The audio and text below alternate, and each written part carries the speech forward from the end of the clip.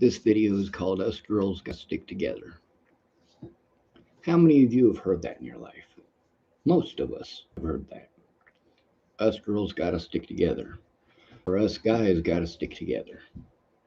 That just perpetuates the gender war. But I'm going to go further because there are plenty of videos about men. We need to address the women's issues.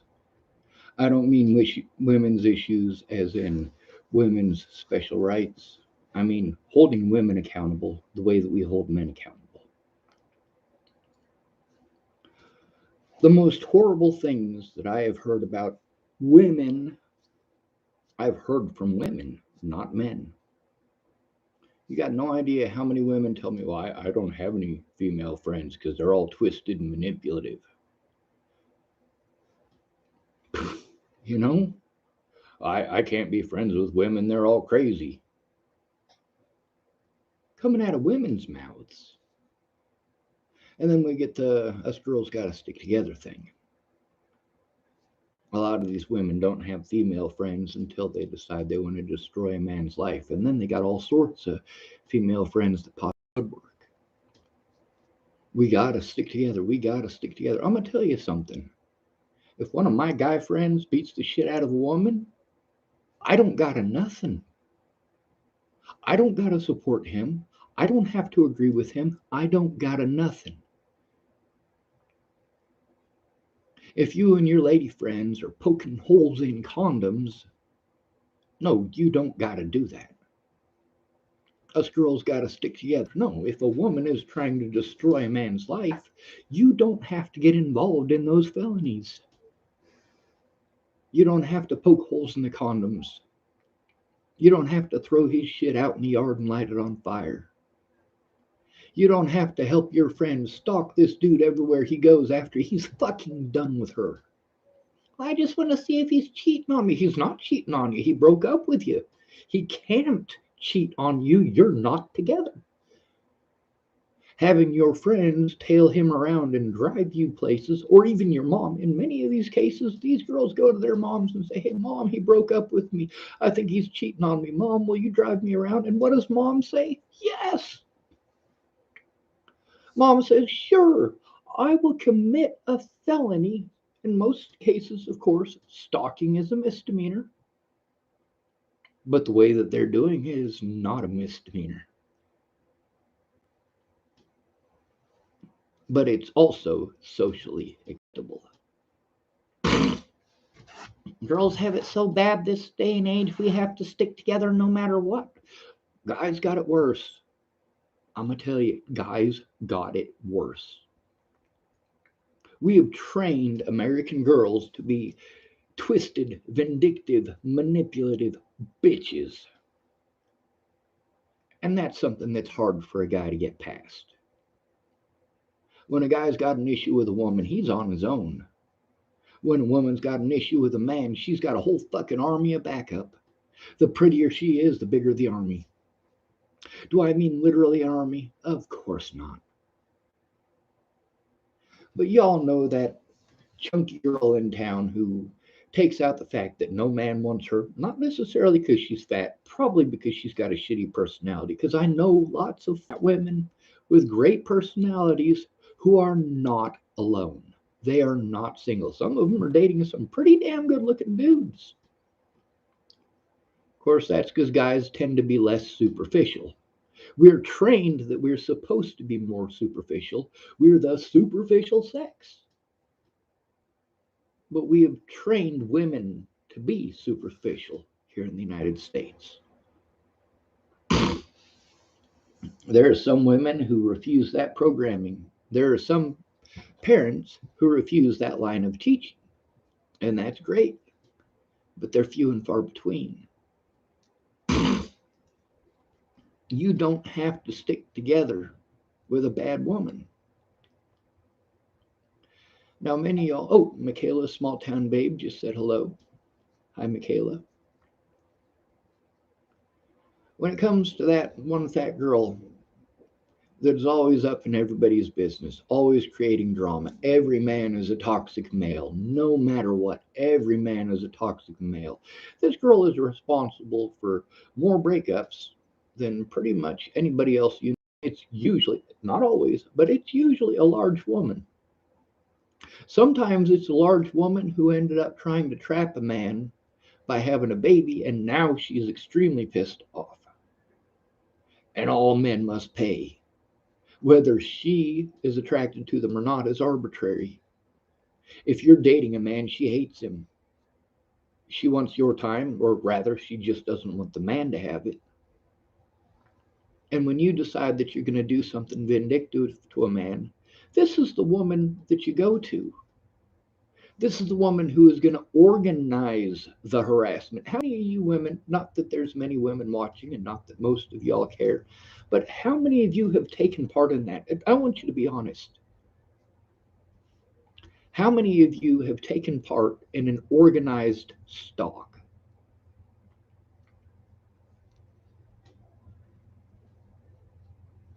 Big number, little number? I venture to say it's over half. Now, you may go, oh, well, I've never had an organized situation like that where we stalked one of my exes. Well, maybe not. But did you take part in stalking someone else's ex or destroying another person's reputation? It's all the same stuff. It's all the same category. It is all the same mentality. Now, guys, we don't have one of those, what do I call them, a community organizer? That's probably about the nicest way to say it. Guys just simply don't have those. We're told that we're on our own. You got to deal with it yourself. You got to man up. There's no going to that fat lady to have her organize all of the other women in the clique and their husbands to come stalk you. Now, many of these husbands are what's called reluctant. That means they don't really want to do it, but at the same time, they don't want their woman to be unhappy. Their woman, their woman, their woman. Ugh, nasty. Their man, their man, their man. We're not property. If I want to ditch your ass, I'm going to ditch you. That's as simple as it is. You don't own me. It's a good song, too, by the way. You girls don't need to stick together. You don't. Now, there are situations that, yeah, you probably should stick together. But as far as organized stalking, which most women in the United States take part in, and even if they don't take part in it, they are aware that it's happening. They have seen it, they have heard it, they know the victims. This affects every human being in this country, man, woman, and child. This organized stalking that is put on by women is definitely, definitely one of those things that we teach is okay for women to do. We will, as a society, look away from that happening.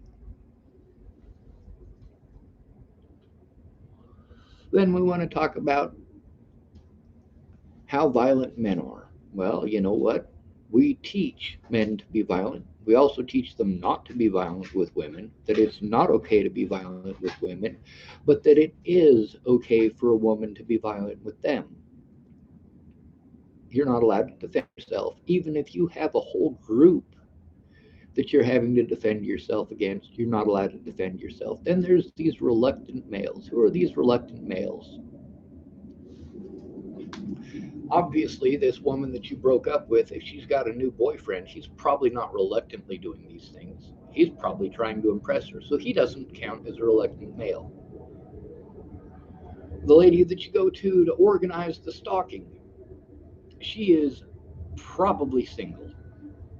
More often than not, in most occasions, the woman is single. She's not going to get a man. If she does get a man, he's a punk ass little bitch. And she's going to treat him like shit. She's going to walk all over him. The guys who are reluctant males are the people that she organizes. Well, Rebecca's got an issue with her boyfriend. She came to me. So, Sarah, will you help me? Sarah says, "Oh, yeah, hell yeah, I am totally down. Yeah, let's get some retribution. Yeah." And then she gets her husband involved, and her husband doesn't really want to get involved. This isn't his wife that the issue is with. It's not like this dude, you know, has anything to do with the situation, but he's being dragged into it because he wants to have a meaningful relationship. In many cases, these guys got kids. They got not mentally mature enough to wipe their own ass. And now they're doing horrible things to another man just to make that woman happy.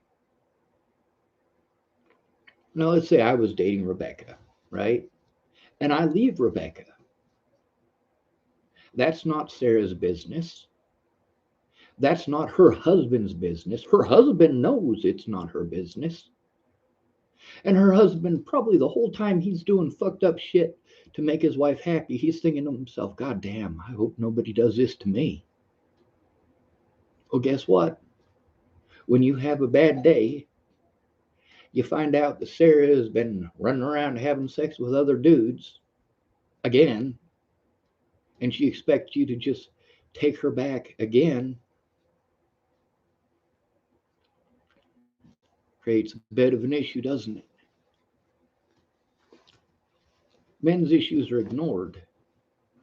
If we talk about men's issues, we're told that we're sexist and misogynistic. We're not allowed to defend ourselves, or we're sexist and misogynistic. We have to just let a woman beat on us, or we are sexist and misogynistic. This is what we teach. Someone named George Costanza. Ah, somebody who likes taking their names from Hollywood. Hmm. George Costanza typed, "How many watching?" It says 0, George.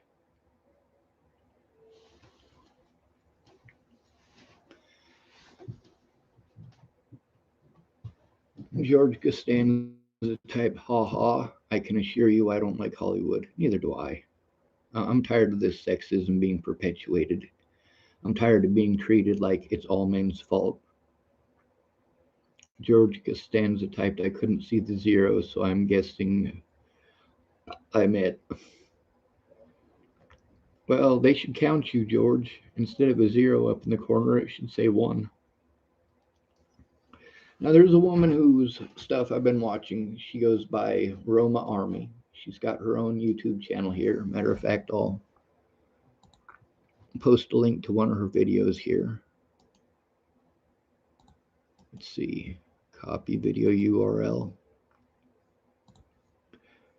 She fights for men's rights, but if you pay attention, she fights for all of our rights. She's not just fighting for men's rights. She brings up a lot of women's issues. She doesn't pretend that all men are bad. She doesn't pretend that all men are good just because she's fighting for their rights. She calls out shitty men on their shitty behavior, but she also calls out women on their shitty behavior. She also acknowledges that this is something that we are taught. We teach our children to be this way, and then when they become adults, they teach their kids to be that way. I know a lot of guys right now who are in a lot of trouble and didn't do anything wrong. Let's see. George Costanza typed, "Since it's just the two of us, can I ask about that girl?" George Costanza typed, "I hear you." If you're talking about Natalie Bollinger, ask away. If you're talking about Miss Peaches, ask away. If you're asking about any of the other women in my life, go ahead and ask away. What do you want to know, George?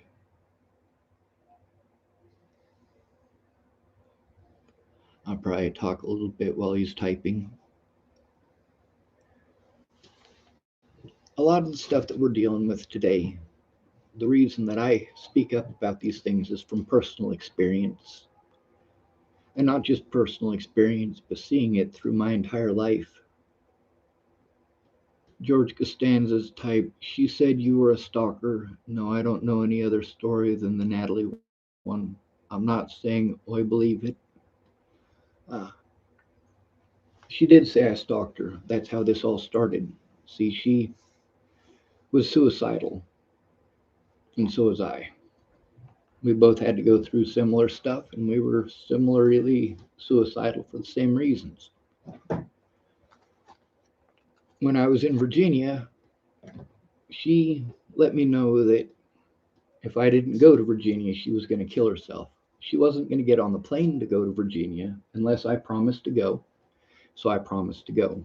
Me and Maddie Boa both planned the trip with Natalie and Alicia, and it just didn't happen.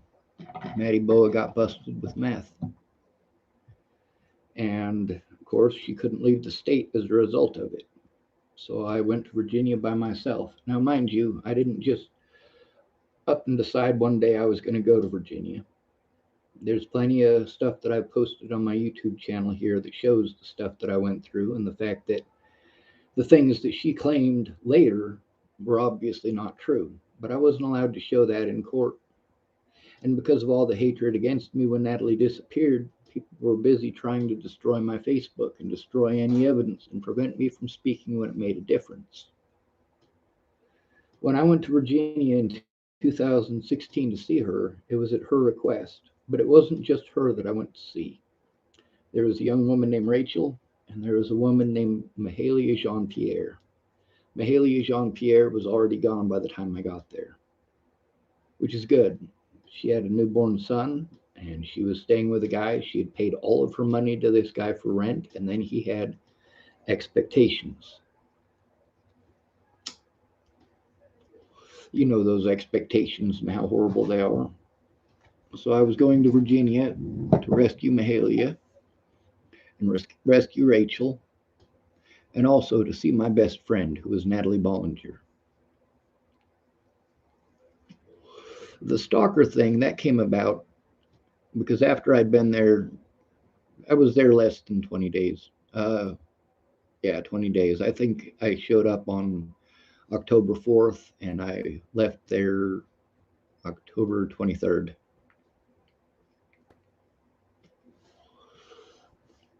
What happened is she wanted to go to Virginia Beach, so we went to Virginia Beach. Then she and her sister wanted to go to the pagoda in Norfolk, and we went to the pagoda in Norfolk. Matter of fact, one of the pictures that I took while we were at Norfolk, the people tried to pretend like I was somehow a creepy stalker who was taking these pictures like from the bushes or something. No, they're looking right at the camera. They're looking right at me and they're smiling. I mean, they were posing for that picture. Let me see. It says, cool that you're open to talk, man. You were, I knew her story wasn't accurate when I heard it. Were you too intimate? And then he typed, right, yeah, I knew you two were friends. No, we weren't intimate. Natalie thought she was in love with me, and in our messages, I've already showed them on my YouTube, but I'm about to go through all of them now that I have a camera that will focus on it as long as I set it up right. Um, we held hands once. That's it. On my birthday, it was supposed to be me and Natalie. Natalie didn't want to get into a vehicle because she'd already been in 3 car accidents since I got there. Sorry, I got a ingrown hair here that's bugging me. Anyway, when I went to Virginia, it was a planned trip. I did the things that Natalie and her sister wanted to do. On my birthday, it was to be because I only had 20 bucks. All right, I couldn't work. I worked at Labor Ready and screwed myself up a lot worse with my back. So I had 20 bucks to work with, and we were going to have a picnic. It was just going to be me and Natalie in her driveway. That was the plan. But her sister and Natalie always did what Alicia wanted. I want you to know that. Alicia was the popular one, and Alicia was also the overly jealous one. She couldn't stand for Natalie to have anything that she couldn't have.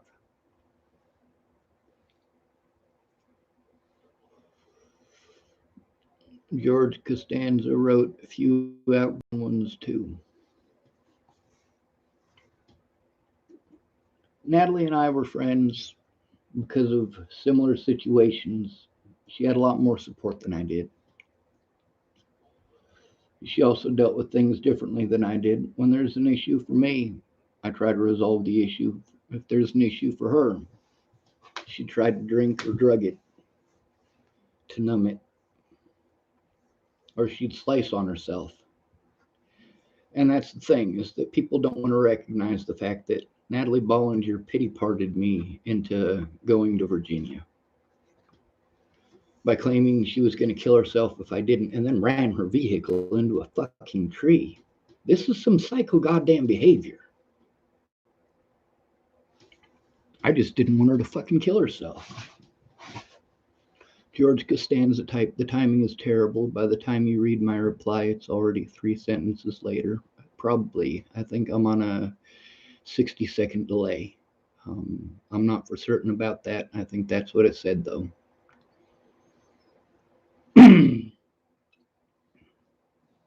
The thing is that I had to deal with organized stalking as a result of a situation that was beyond my control.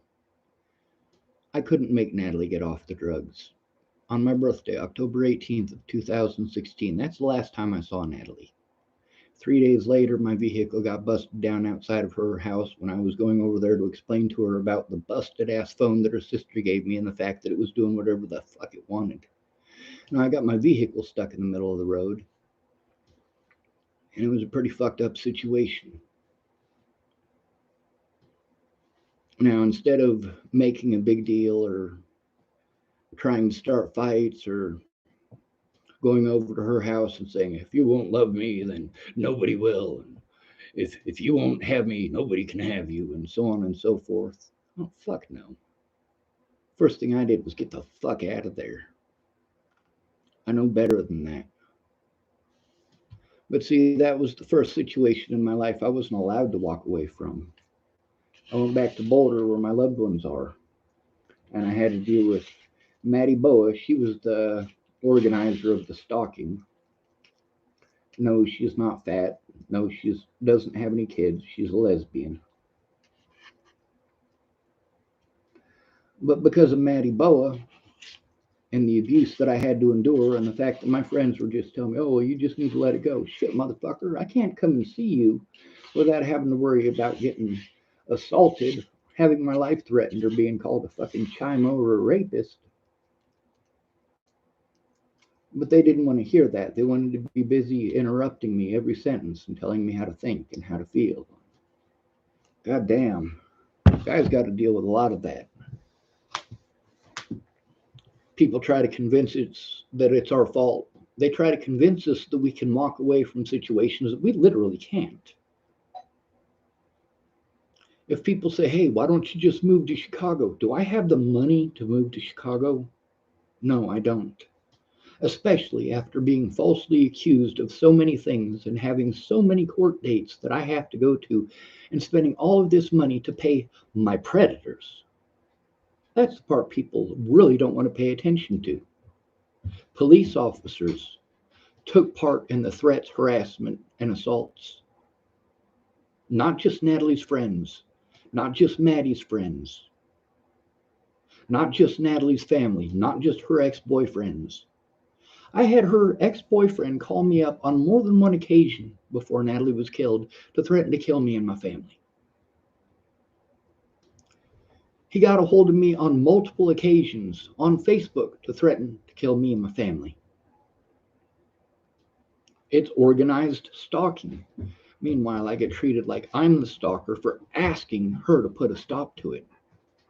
I get treated like I'm a stalker for asking our mutual friends for help putting a stop to it. I get treated like I'm a stalker because when I went to the police, they didn't do shit. Repeatedly since Natalie's death, police have refused to document.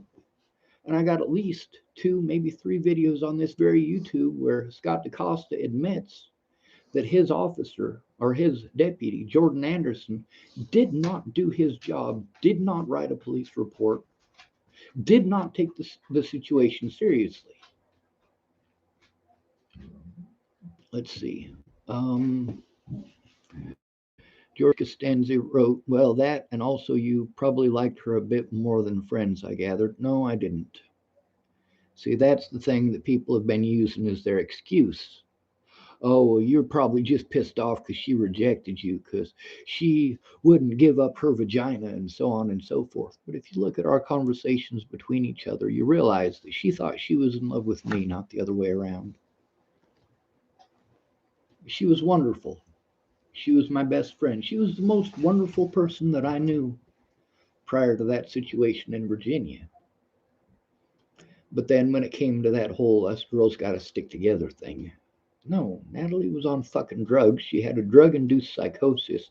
She was having a lot of issues with her fucking Chimo daddy. And then her ex boyfriend, Tim Beeson, calling her up saying he's going to shoot himself. Natalie made plans with me repeatedly that were canceled because she was listening to her ex boyfriend who beat her up, raped her, and stole her dog. And she's missing coming to see me and apologizing a lot because she just doesn't want Tim Beeson to blow his goddamn head off. Now, Tim Beeson was the one who couldn't take no for an answer. I never gave Natalie an opportunity to say no to me because I never asked her out.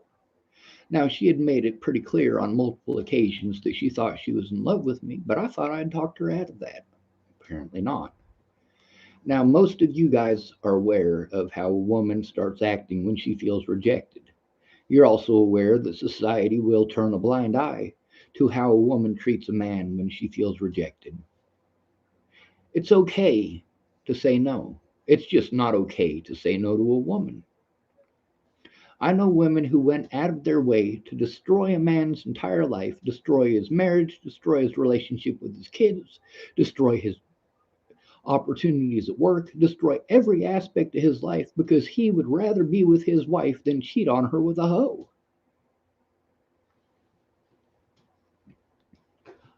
George also wrote, nothing wrong with that. Weren't you accused publicly for like a year? No, it was only a month. See, between when she was shot in the head in December 29th of 2017 and when they found her killer, the 8th of February of 2018, they assumed that I did it, and police officers committed a lot of felonies to try to frame me for her murder. After that, after they found her killer, people went right back to the same stuff they did before. They went right back to calling me a child molester, and right back to calling me a rapist, and right back to calling me a sicko and a weirdo and all sorts of other creepy shit. Now, if you look through our conversations with each other, it's pretty fucking obvious we didn't have that kind of relationship. Then again, the things that she said on her last public post, she admitted that we didn't have sex, we didn't date, we didn't have that kind of relationship. Matter of fact, she even went so far as to say, ew. But then later on, these web sleuths were allowed to influence the judge, influence the police, along with Natalie's family, in order to prevent me from having an honest court date by they claimed that I dated Natalie, that I was Natalie's boyfriend. Me and Natalie never fucking dated, but it's in my court paperwork. Meanwhile, I wasn't even allowed to see that court paperwork. I was illegally prevented from doing so. So I wasn't even allowed to know the slander that people were saying about me. I had to find out after I was released. God bless America, right? George Costanza also wrote, I don't know the full story. Is the story we hear from the media true about her hiring that guy to kill herself? Yes, that is true. One of the guys that had me put in prison this year by lying is a former Denver deputy named William Barr.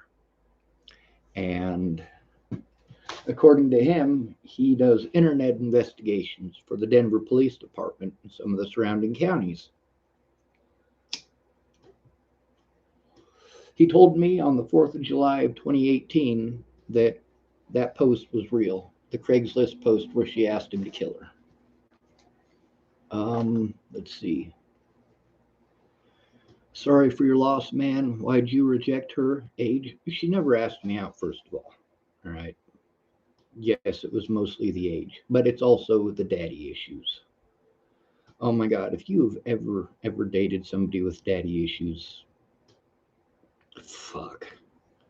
I've never dated anybody, but I've seen enough of my friends go through hell because they dated somebody with daddy issues. I can't handle that shit. I already know I can't handle that shit. She was my best friend because when nobody else was there, Natalie Bollinger was. Mostly, though, it was mostly age. That's the thing with Jamie Curtis. Jamie Curtis was 9 years younger than me, and she kept on throwing herself at me, and I kept on rejecting her. And then she would do evil, mean, vindictive shit to me because I rejected her. But any time that I reciprocated it, well, then Jamie wasn't interested. So no matter what, I'm doomed if I do, doomed if I don't. With Natalie, Natalie's, well, she was about half my age. I mean, she was way more than 9 years younger than me. If I thought it was gross to think of Jamie in that way, yeah, obviously I'm going to think that it's gross to think of Natalie that way. Despite the fact that me and Natalie weren't friends until she was an adult. Sure, she's an adult, but she's not mature. She's a lot more mature than her sister, but she wasn't mature. The other thing is, if I'm going to marry you, you're going to be my best friend. I'm not going to date you unless there's the possibility of a future with you, whether that be marriage or not. I'm actually against marriage. I think it's an archaic form of slavery. But here's a good piece of advice that I got. I had a guy once tell me, Sean, do you want to have sex with her?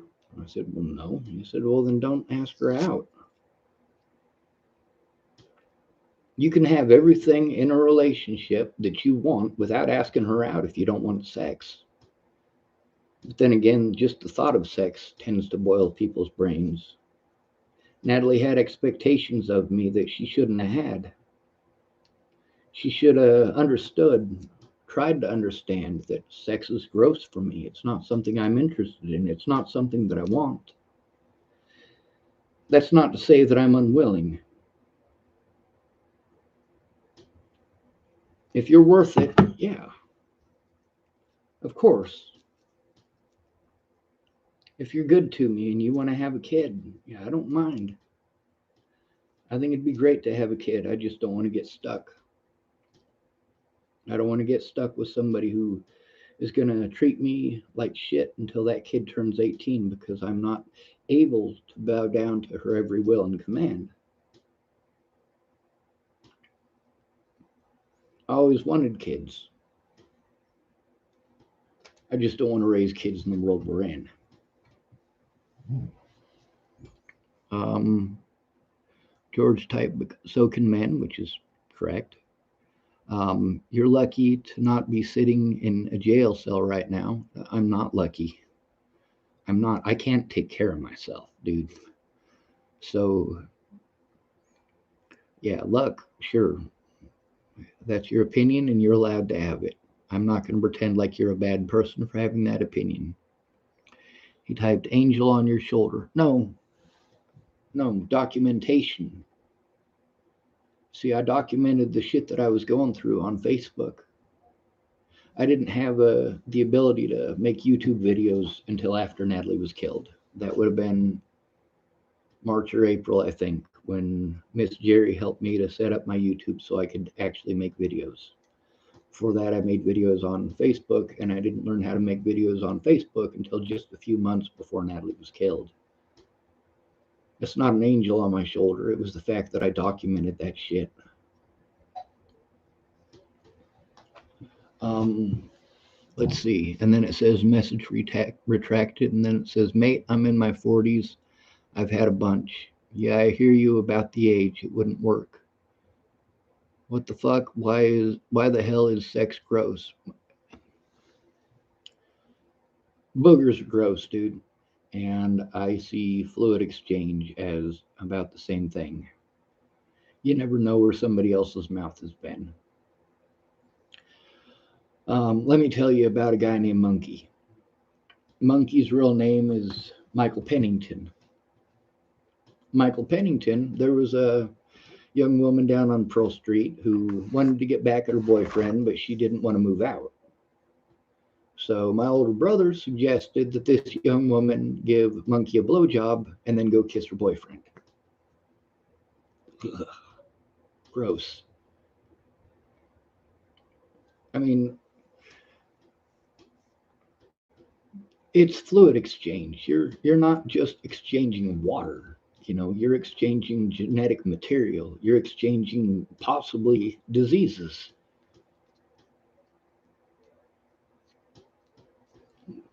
When it comes to kissing somebody else, it's not just about the bad breath. If somebody's got bad breath and you kiss them, well, you obviously love them very much because that's not a pleasant experience. Jamie Curtis, she was my first kiss, and I was 28, I think. And she was drunk off her ass, and she grabbed a hold of the side of my head and pulled me in and kissed me, and it was gross. It didn't taste good.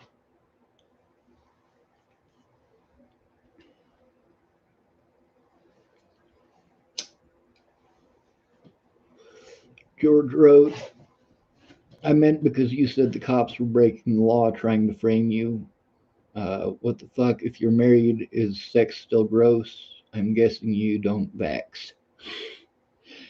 Uh, I've got some vaccinations, but not others. It depends on what the vaccination is for.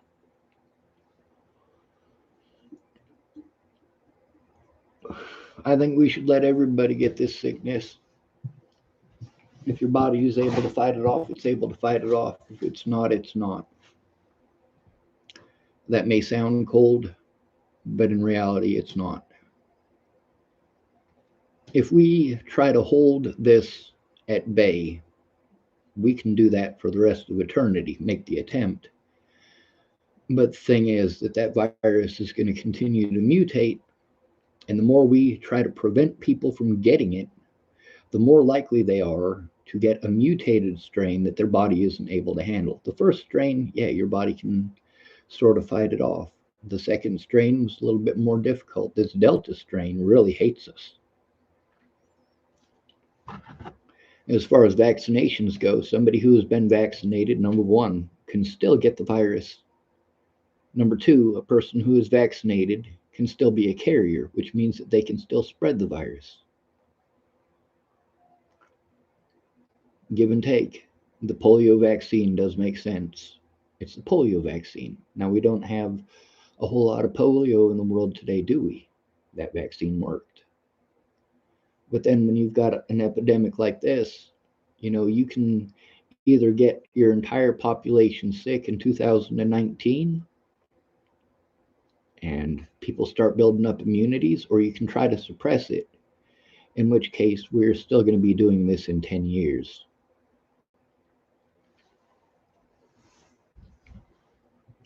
George Costanza wrote, I meant because you said the cops breaking the law trying to frame you. That's why I said you were lucky not to be in a jail cell. You're right. You were right, George. But the other thing is that I'd probably be better off in a jail cell. If they'd put me in jail right from the start, I wouldn't have gotten assaulted by any of the people that I got assaulted by. I wouldn't have been assaulted by Waylon Lolatai. I wouldn't have been assaulted by multiple people who were my friends prior to Natalie getting shot in the head. People wouldn't have been threatening to kill my friends and family or harassing anyone who stuck up for me. I harassed those people too. They hid like dogs because And then they tell me I'm not allowed to be afraid, even though I'm going through the things that they're afraid of going through.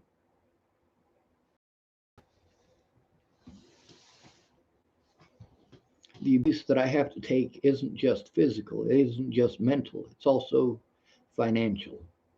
It's expensive to be falsely accused.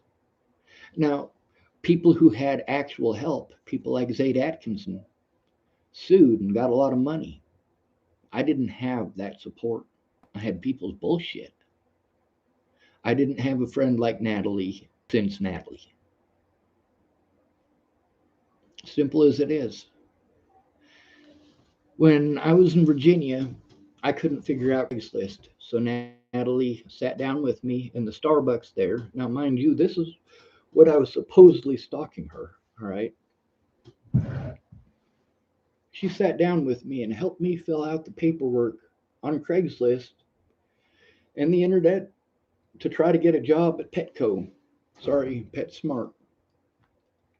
I found out after she died that they accepted my application. It's right after she was dead. This is over a year after we sat down and did that. Um, this one right here, it says messages held for review. I'm going to show it. It says, yeah, I don't vax, man. I don't buy any of the shit they're selling. Polio was the last one I trusted. He also typed, I don't know what happened to you. I live down under. What'd you lose? Down under? That's Australia. I like marsupials. Sorry. I just think they're cool. Got a little pouch. They got like a built in pocket. Imagine if you had a built in pocket. Seriously. Like you wouldn't need to wear a hoodie. You already have a pocket, you know? Oh, New Zealand? New Zealand is considered down under? Huh. That's strange. Although in New Zealand they have um, an organization that makes World War One airplanes. I've looked into them quite a bit. It's pretty cool. Um, what I lose? Well, I lost my housing. I lost my income. I lost my friends. I lost the ability to see my loved ones in Colorado. I lost multiple vehicles. I lost a lot. I got a lot of friends of mine who are dead now that I didn't get to see because the cops, after they tried to frame me for Natalie's murder and it didn't work, they did everything they could to cover up their crimes, and nobody actually helped me. People promised to, but didn't come through. Meanwhile, the people who hate me never stopped. They didn't stop victimizing me. Just those people who were supposed to be my friends looked the other way. Oh, well, they found her killer. It should be done and over with. But just because you want to assume, don't make it a fact. Let's see, George Costanza wrote, no, it's not considered that, LOL, but we are still down under from your point. He also wrote, damn, bro, can't you sure? Who died that you couldn't see? Oh, sue. No, I can't sue. I could if I had support. I could if I had somebody in my corner to help me with this stuff, but I don't. All of my friends, all of them, looked the other way. That's what happens when you're a man. People look the other way and tell you to man up. You just have to take it. Why don't you just move on? My credit score is 98. Had a possibility of what, 1600? I think it's what it is. I can't afford to take care of myself. I can't physically support myself. There's something called Maslow's hierarchy of needs. I would recommend looking this up. Maslow's hierarchy of needs starts off with your basic needs: food, water, and shelter. You're not able to do anything about any of this other stuff until you have taken care of food, water, and shelter. Then there's the fact that most of my evidence is here on the internet. He typed, "You can't work." No, I can't. And that's one of the things that sucks is I love manual labor. I can't do manual labor. Oh, my back is hurting like a motherfucker and it's making my legs shake. I gotta stand up.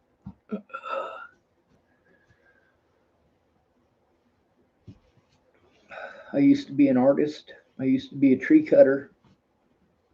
I used to be a janitor. I used to be a metal strapper. I used to be a ditch digger. I've done a lot of manual labor in my life and I absolutely love it. When I had problems with anxiety and depression, my automatic go to, I would go over to a guy named Jeff Baldridge's house. He lives here in Chapel. Jeff is in a wheelchair. He doesn't let that stop him, though. The way this all started is I went over to Jeff Baldridge's one day. Didn't have any friends to talk to. All of them were on meth and just not worth hanging out with. And I went over to Jeff's. He's in a wheelchair. He's got a rock. It's about this big, right? And he's able to flip this rock over. And then he pushes forward a little bit and he flips the rock over. It's taken him forever to do this. But for him, it gives him something to do. It gives him something to do with his time. It gives him something to do with his day. And I saw him out there doing that, and I volunteered to help. We actually made a sculpture. We call it cement henge. We took a bunch of scrap cement that was from an old outbuilding that was there, and we set that cement up in pillars in a semicircle and put some more on top of it. It's actually turned out pretty cool. But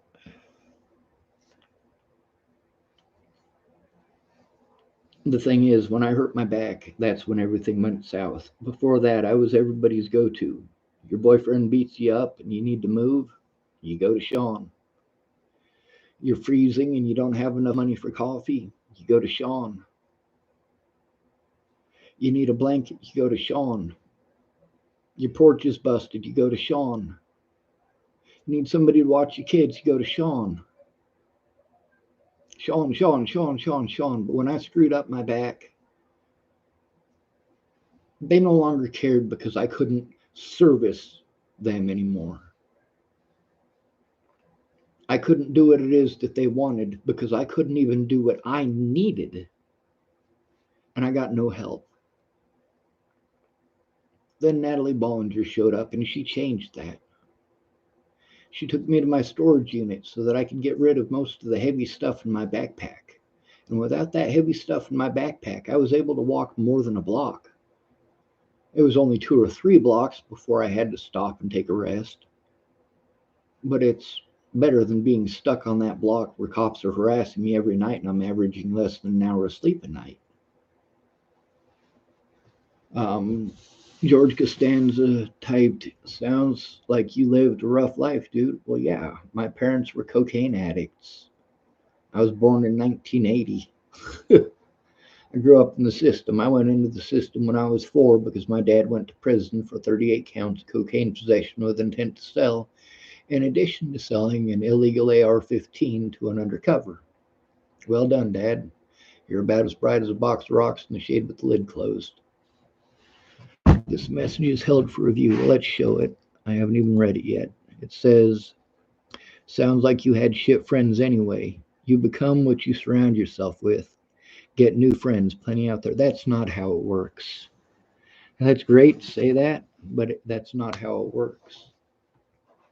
I'm a different person in America. America is not a very accepting country, despite what we try to teach, despite the image that we try to give to the rest of the world. The United States, it's still legal to have slaves. Slavery is still legal in the United States. Did you know that, George? Did you know that slavery is still legal in the United States? I'm actually going to show that to you because I feel it's important.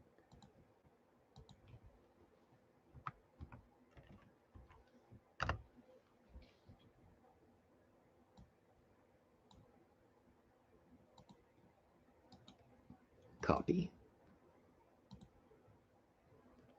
And paste. George says we're almost the same age.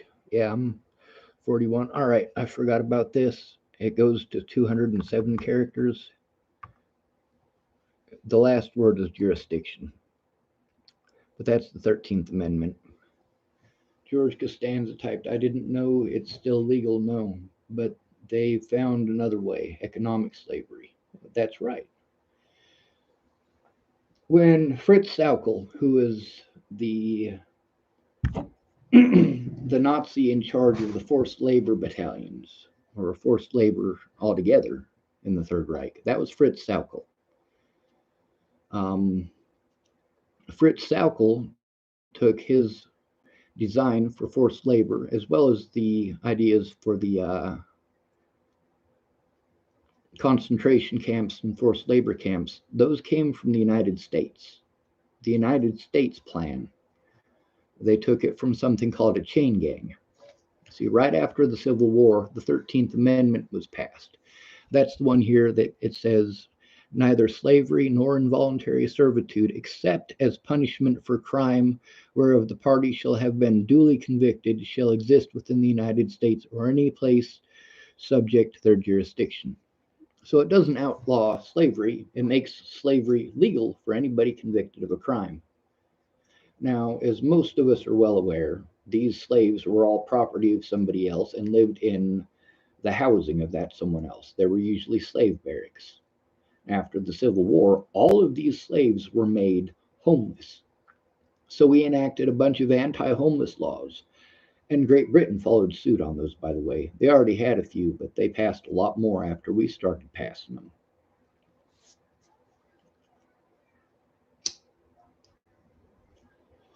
Now, later, after I was going to say the War of 1812, I'm sure you guys don't want to hear about, you know, Admiral Hazard Perry and all of his stuff out on the Great Lakes. That's not what this is about. In World War II, that's the war that I was trying to remember. Let me see if I can read what I was reading and see if I can bring myself back to the frame of mind because I forgot what I was thinking. Oh yes, Fritz Sauckel. Our plan for the prisons of today is based off of Fritz Sauckel's plans for forced labor, which is based on American plans for the chain gangs. See, if you've got 4 million black people who are all property of somebody else and living on that someone else's property, and now it's illegal for them to own those slaves, all of those slaves are homeless. Now they can be tried and convicted for being homeless and sent to a chain gang and forced into manual labor. Hard manual labor, oftentimes for things as simple as sleeping in public. We still have laws all over the United States that are. George Costanza typed all slavery in a way. Sounds fucked up. It is. People talk about how Americans have freedom. No, we don't. We pay a shit ton of money and don't get shit out of it. We pay enough that we should have universal health care.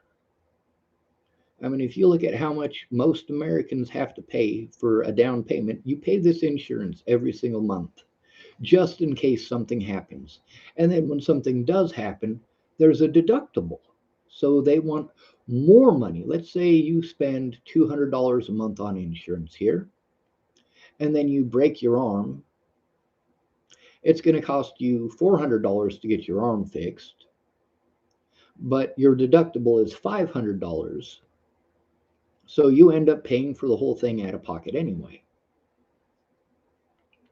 Kind of stupid, ain't it? So what are we paying for insurance for if it doesn't do any good? And then there's people who pay into this insurance and they think that it's going to help them if something happens to their family. And then their kid ends up with cancer. Oh, well, we don't cover that type of cancer. Or we don't cover pneumonia. Or we don't cover this or that or the other. There are so many things that our medical insurance does not cover. So why are we paying for it? Why are we paying out the ass for something that isn't working? And that's what all of America is. That's what capital is. It is a failed experiment. Let's see. George Costanza typed, "You sound like a smart guy. Why do you choose so why do you choose so badly for yourself? Bad parents?" Ah, so you think that I chose this? That's very easy for someone to say when they aren't living it. I didn't choose for the police to assault me. I didn't choose for Natalie Bollinger to lie, resulting in people harming me. I didn't choose to be assaulted for going to see my family because Natalie lied. I didn't choose to be assaulted by police officers repeatedly. I didn't choose those things. I didn't choose autism or how people treat us like we're retarded because we're autistic. I don't choose the sexism in America. I don't choose for everything to be a man's fault according to American society. These are not things that I choose. I don't choose for women to be attracted to good looking guys. I don't choose for women to be attracted to guys that are 6 feet tall. I don't choose for women to want a big penis. I don't choose any of those things. Every one of those things are things that I am punished for or treated like crap for. I'm not good enough for you to date because I'm not 6 feet tall. But at the same time, you're going to complain that guys don't care or guys care too much about your boobs. Guys are too superficial. You can't date a guy who's younger than you. You can't date a guy who's shorter than you. There's all these rules that our society has that people are expected to follow. They're all biased and they're all stupid. George Costanza typed, "I hear what you are saying, believe me, but you say you don't have the basics. Why don't you have those things, my friend? I don't have the money. Being falsely accused, being ostracized, and prevented from taking part in this society, that's what I'm having to go through." And I'm sorry the eyes on it look weird because I'm looking at the screen here instead of looking at the camera. When I was able to work, I did. I didn't get paid as much as everyone else because I'm different. Here in America, it's okay to pay somebody less money because they're weird or strange or odd or even ugly. George Costanza typed, "And as for women, you can clean yourself up. You know, I don't want to clean myself up. I don't want a woman in my life. I want a friend, whether that's a man or a woman, makes no difference to me. I'm not going to be the stand in guy. I'm not going to be the guy that you recover from your abusive ex until you find somebody who's 6 foot tall. I'm not going to be your in between. I'm not going to do that. I'm not interested in having sex with you because it's gross. We have no reason to date. What I'm asking for is humanity."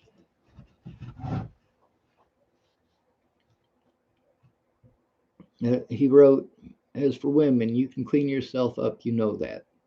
There's a good woman out there for you. Make yourself a good man for her. I am a good man." And I know there are people out there who say, well, if you have to tell people you're a good man, chances are you're probably not. No, I'm realistic. I know that out of all the men that are out there, I'm a pretty good catch. Out of all the men out there, I'm the guy who's going to come through and rescue you. I'm the guy who's going to show up. When you say that you're going to kill yourself, even though you're 1,700 miles away, if you tell me that you're going to kill yourself if I don't show up, I'm the guy who will drive 1,700 miles so you don't fucking kill yourself. Whereas most guys, they're not going to travel across town unless they can get some vagina out of it. And most women aren't going to travel halfway across town if they're not going to get some dick out of it. If there's no entertainment in it for you, you're probably not going to do it. Let's see.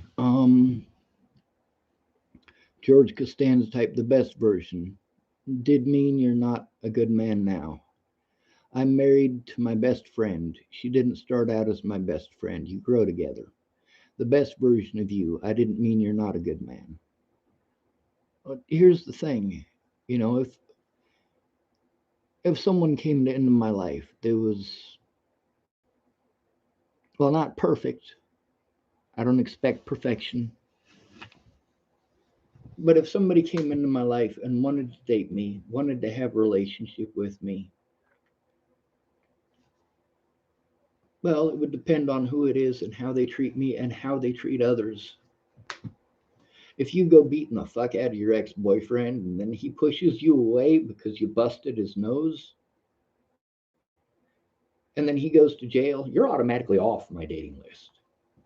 Not that I ever actually had one. Now, there are lots of women that I have asked out in my life. When I was younger, I thought this is what we're supposed to have. This is what society says we're supposed to have. I get lonely, just like anyone else. Natalie complained about being alone a lot. She complained about how lonely she was frequently. Meanwhile, she was surrounded by dudes who wanted to bone the fuck out of her. She's surrounded by people who are constantly bombarding her with attention. People don't do that to me. If they are bombarding me with attention, it's negative attention. People say, hey, you need new friends. It's not that easy to make new friends. Now, if I spend a bunch of money on nice, fancy clothes, that's superficial. If she liked me for me, I might give her a chance. But this is who I am. Now, there's a saying from when I was younger that really, really puts it in perspective. There is nothing sexier than sensible shoes. Now, I'm using this as a metaphor, obviously, but the thing is, it makes sense. If we're going to go for a walk and you're wearing tennis shoes, yeah, right on. If we're going to go for a walk and you're wearing high heels, you're stupid. You are stupid for doing that to yourself. You are not going to impress me by putting on high heels. I've worn high heels. I've walked in high heels. No, absolutely not. I did it to try it out, to test it out, to see what it was like. And I can tell you honestly that a woman who wears high heels is fucking stupid. That is the wrong kind of way to impress somebody, especially somebody who's real. If there's somebody who is superficial and all he cares about is getting some ass, yeah, I understand. You put on those high heels, the way that they forced your legs to move, it makes it look like you got a bigger butt, and now dudes are staring at your butt. Of course, there's going to be the good looking guys that you're like, oh, he's looking at my butt. I'm smiling. I did it right. I attracted a good looking feller. But then when it's not a good looking feller, it's, oh my God, why are you looking at me? Oh, you fucking pervert. You're a weirdo. You're a sicko. Hmm.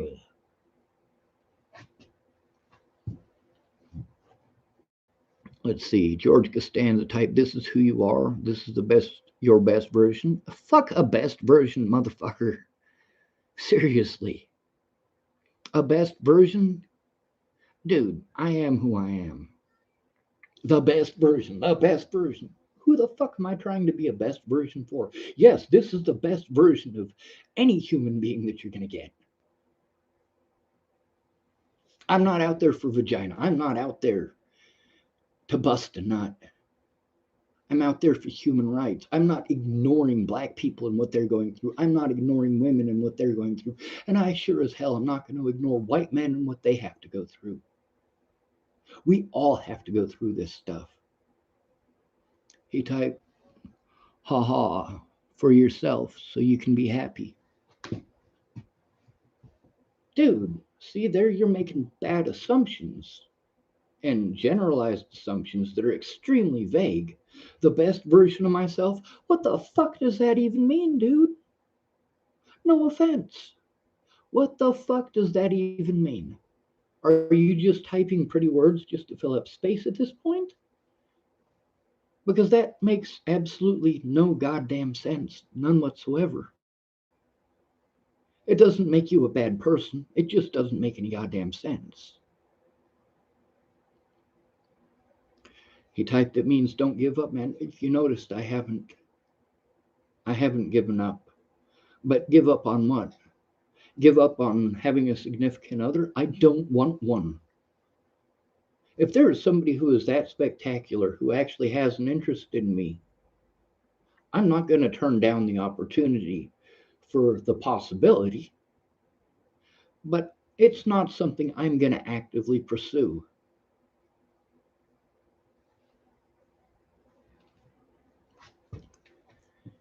He typed, you said you don't have the basics. You said jail would house and feed you. And I didn't say jail would house and feed me better. I absolutely did not. Right now, I do have the basics. Food. Sorry, food. This has got water in it. This is a roof over my head. Those are the basics. I do have those. In jail, you also get the basics. I explained that the reason that I would be better off in jail is because of the way that other people were treated and the way that I was victimized and still am. If I'd have gone to jail when Natalie first disappeared, or even before, if I'd have gone to jail before Natalie was killed, I never would have been targeted. I would not have been targeted by the media. I would not have been targeted by the police. I would not have been targeted by literally thousands of people who thought that it was okay to do these things to me. Natalie Bollinger thought these things were okay to do to me. Alicia Bollinger thought these things were okay to do to me. Scott DaCosta thought these things were okay to do to me. Christopher Kurth thought these things were okay to do to me. And there's a lot more than just that. There are literally hundreds of threats against me just in my Facebook Messenger.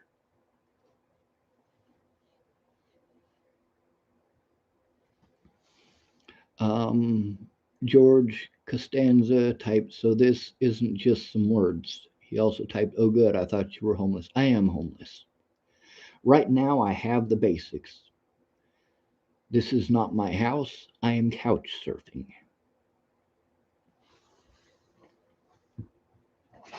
When it all comes down to it, the guy that I'm staying with, if his ex decides that she's going to get drunk and put her children in danger,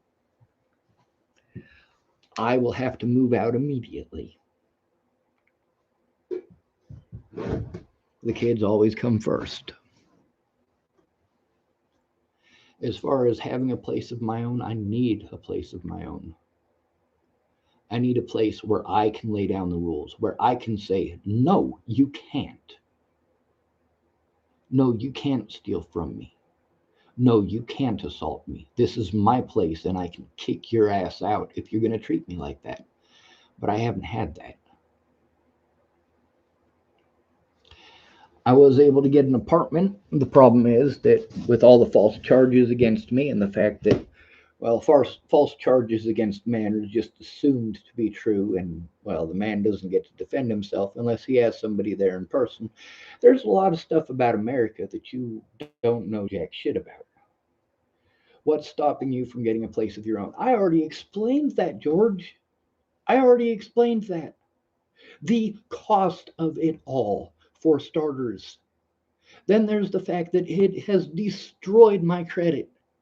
I can't rent a place because my credit is fucked. My income is $800 a month.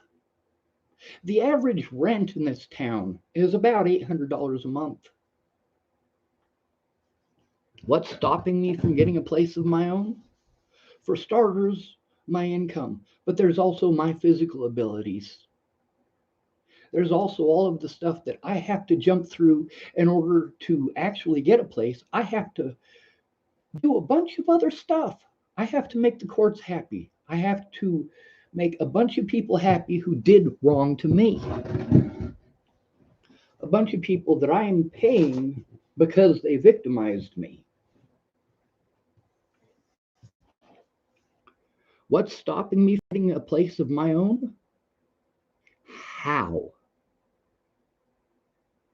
How do I fix my credit when I don't even earn enough to take care of myself. $800 ain't shit in the United States. Where am I going to move to? Boulder, Colorado rent is on average about $3,200